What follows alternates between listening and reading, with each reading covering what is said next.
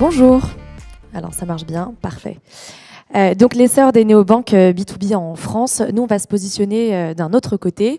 On parlait tout à l'heure surtout du consommateur, de ce qui est mis en place dans les agences de la communication interne. Nous on va se placer du côté des banques traditionnelles et d'essayer de comprendre la stratégie digitale donc de leurs concurrents, les néobanques. Alors rapidement, de quoi est-ce qu'on va parler aujourd'hui et d'abord qui nous sommes.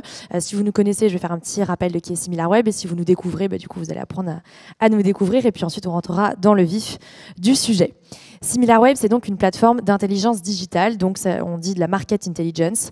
Globalement, ce qui se passe, c'est qu'on fournit des données de trafic sur n'importe quel site ou n'importe quelle app dans le monde, ce qui vous permet d'avoir des insights non seulement sur votre propre performance, mais ça, à la limite, il y a un nombre d'acteurs qui vous permettent de le faire, Google Analytics et autres, mais du coup d'avoir ces mêmes insights sur vos concurrents pour comprendre votre positionnement sur le marché. Concrètement, comment ça marche? On peut réfléchir un petit peu, on va regarder ensemble la méthodologie pour capter toutes ces données puisque le reste de la présentation sera basé sur ces données. On a une méthodologie en 4 étapes, collecte, synthèse, modélisation et ensuite data visualisation, qui s'inspire de la méthodologie des panels de consommateurs que font les instituts de sondage. Donc globalement, les panels de consommateurs, ils ont un biais, enfin même deux. Le premier, c'est que ces panels de consommateurs, souvent, ils sont plutôt de taille réduite. Et le deuxième, c'est qu'en posant des questions aux consommateurs, forcément, on oriente leurs réponses. Nous, ce qu'on a fait, c'est qu'on récupère du coup un panel de consommateurs très large, ensuite ces données de panel avec d'autres sources de données, nos clients qui branchent leurs analytics dans notre outil, des données de partenariat, etc., etc. Alors, si on s'intéresse plus spécifiquement à notre sujet du jour, le secteur de la finance est un secteur qui est en mutation digitale donc, et qui continue sa digitalisation. On voit ici sur le graphe que le trafic de tous les sites finance confondus en France sur les 12 derniers mois a augmenté de 12% par rapport au mois de 2% par rapport aux 12 mois précédents. C'est une croissance qui est relative, mais c'est une croissance qui reste modeste avec un fort potentiel, puisque quand on regarde le e-commerce en tout représente le double en termes de trafic sur les 12 derniers mois par rapport au secteur de la finance. Donc, ce qui veut dire qu'il y a encore un potentiel digital pour ce secteur-là, et c'est ce que font notamment les néobanques B2B. Alors, le secteur de la finance, il se transforme, notamment la banque, et il se transforme avec les usagers qui vont impulser ces transformations. La finance est désormais mobile, avec un nombre d'applications qui se sont multipliées, à la fois des apps de fintech, donc du coup qui ont vraiment transformé les usages. On regarde ici sur le graphe les applications les plus téléchargées. Donc, on va avoir PayPal, on va avoir Boursorama, on va avoir Lydia. Donc, on est vraiment sur des applications B2C qui font partie des applications les plus téléchargées aujourd'hui dans le secteur de la finance, à la fois sur le Play Store et sur l'App Store. Mais les banques traditionnelles, qui ont dû se digitaliser pour faire face à ces nouveaux usages, ne sont pas en reste. On voit qu'il y a un certain nombre de banques qui figurent parmi ce classement. Ici, on s'intéressait surtout, on voyait que cet usage de la finance et cette transformation, elle concerne surtout les consommateurs. Mais en fait, les fintech B2B ont fait leur apparition sur leurs dernières années dans le paysage banque et assurance et ont couvert un ensemble de services qui étaient traditionnellement des services qui étaient proposés par les banques traditionnelles. Donc, il y a des néobanques, il y a de la néo-compta, il y a des solutions de paiement, il y a des anti-risques, etc., etc. Et notre sujet du jour, ou plutôt ce qu'on va regarder maintenant, c'est en particulier les néobanques, avec notamment Conto, Shine, Spendesk et autres, dont certaines ont fait leur apparition dans les licornes en 2022 et donc ont eu un relatif buzz médiatique qui a poussé sur le devant de la scène ces néobanques B2B. Alors, les néobanques B2B, si on les compare aux banques traditionnelles, elles ont une forte croissance. Ce qu'on voit sur ce graphe ici, c'est la croissance year over year. Donc, on compare un mois de l'année par rapport au même mois l'année précédente. On voit que, globalement, si on agrège un certain nombre de néobanques B2B, il y a une croissance de trafic de 74% par rapport aux banques traditionnelles qui, elles, ont une chute de 6% de leur trafic. Cette croissance, elle a été particulièrement exceptionnelle sur les 6 premiers mois qu'on regarde, donc de mars à juillet. Et on voit qu'elle n'est pas forcément liée au buzz médiatique dont on parlait avec l'annonce de Conto et Spendesk qui ont atteint le statut de licorne, puisque c'était en janvier et qu'en janvier, il n'y a pas forcément eu de pic de trafic très important sur ces néobanques. En revanche, même si la croissance des néobanques B2B elle est beaucoup plus importante en termes de trafic que celle des banques traditionnelles, ce qu'on observe aussi, c'est qu'on n'est pas sur la même échelle. Les banques traditionnelles, elles enregistrent 20 fois plus de visites, 20 fois plus de trafic que les néobanques, donc on reste sur des acteurs qui sont relativement petits.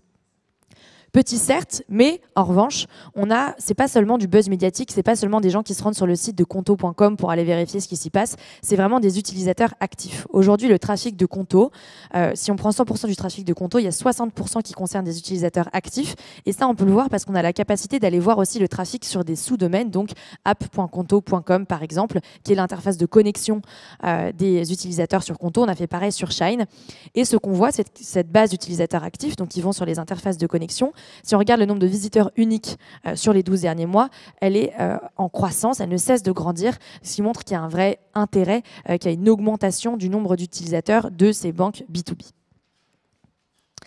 Alors, on pourrait se dire, bon, bah, ça y est, le monde est merveilleux, les néobanques B2B sont en forte croissance, alors que les banques traditionnelles sont en train de perdre des parts de marché. C'est pas tout à fait vrai, puisqu'il y a des performances qui sont quand même assez hétérogènes entre ces banques professionnelles. Ici, on regarde vraiment uniquement les pages des banques pro, donc on ne regarde pas tout le site de la BNP ou tout le site du Crédit Mutuel, on regarde les pages banques pro pour comparer ce qui est comparable.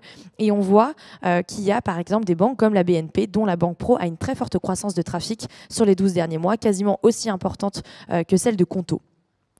Donc, il n'y a pas forcément que les nouveaux entrants qui gagnent ce combat et cette bataille de l'attention en ligne. Et surtout, ce qu'il faut rappeler ici, c'est qu'on regarde donc des valeurs en pourcentage, mais si on regarde les chiffres absolus, c'est aujourd'hui le Crédit Agricole qui représente donc sur les pages pro plus de 50% du trafic de ce groupe et qui reste du coup la plus grande banque, suivie du Crédit Mutuel et la Société Générale. Donc les banques traditionnelles restent encore leaders sur ce secteur, même en ligne. Alors, on regardait, on disait que la BNP avait un taux de croissance qui était très important, aussi proche de celui de Conto, en ligne sur le secteur professionnel, toujours en France. Et donc, je m'intéresse à dire, en fait, qu'est-ce que les gens cherchent? Comment est-ce qu'ils choisissent leur banque en ligne? Ce qu'on voit ici, quand on regarde les mots-clés que recherchent les consommateurs avant de se rendre sur conto.com ou sur le site de la BNP Pro, ce qu'on voit, c'est qu'ils cherchent vraiment le nom des banques. Il y a une bataille ici qui est pour la notoriété. Les recherches génériques du style compte bancaire pro, banque en ligne, etc., restent assez faibles. On parle d'environ 6 500 recherches par mois, contre 83 000 recherches par mois en France, simplement pour le mot-clé Conto. Donc on n'est vraiment pas dans les mêmes ordres de grandeur. Ces recherches qui sont liées aux marques, elles sont très importantes. Et donc, Conto investit dans la recherche payante, dans le PPC. Ils ont investi près de 620 000 € sur les 12 derniers mois sur la recherche payante. C'est 10 fois plus que ce que fait la BNP pour faire exister leur marque et pour justement remporter cette bataille de l'attention. Cette bataille de l'attention, est-ce qu'elle se fait auprès du même public? C'est la question qu'on pourrait se poser. C'est sans surprise qu'on constate que non. Aujourd'hui, les néobanques B2B, elles s'adressent à une audience qui est, on va dire, délaissée, un peu plus délaissée des banques traditionnelles. On voit qu'il y a 52% de l'audience des néobanques B2B qui a moins de 35 ans par rapport, donc c'est beaucoup plus que les banques traditionnelles, comme on voit sur le graphe qui s'affiche sur vos écrans.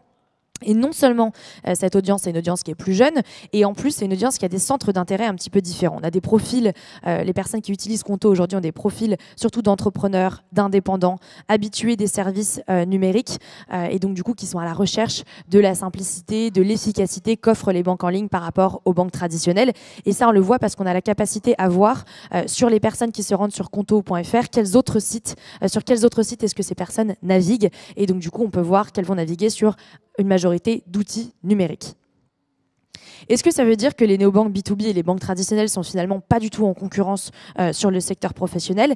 Eh bien, pas forcément, parce que ce dont on se rend compte, c'est que si on compare l'audience BNP Pro et l'audience Conto, et qu'on regarde le nombre d'utilisateurs qui vont à la fois sur BNP Pro et à la fois sur Conto, cette audience partagée, elle est vraiment en croissance, et elle est en croissance accélérée depuis l'été 2021, avec surtout une fuite des personnes qui vont de la BNP Pro vers Conto.